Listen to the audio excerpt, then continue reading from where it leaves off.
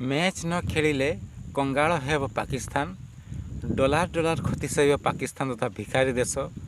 रागिगले ICC अध्यक्ष एवं एथर strike करिबो पुणी थरे भारत नुहे आईसीसी स्ट्राइक करिबो पाकिस्तान उपरे। एइटा एयर स्ट्राइक नुहे किंबा सर्जिकल स्ट्राइक नुहे, एइटा होची मनी स्ट्राइक।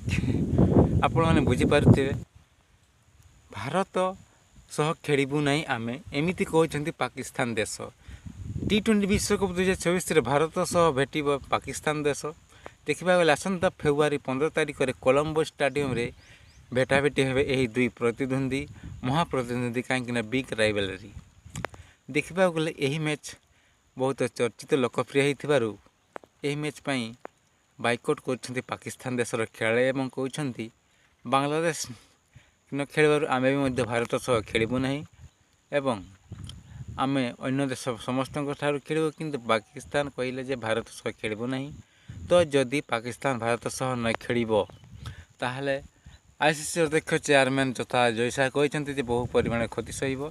देखा गले क्षति सह गले $19 मिलियन क्षति सह माने मत लगे पैसा अच्छी पाकिस्तान रे ना ना के जाने मत लगुच लास्ट शेष में बाध्य कहे ना आम खेलु।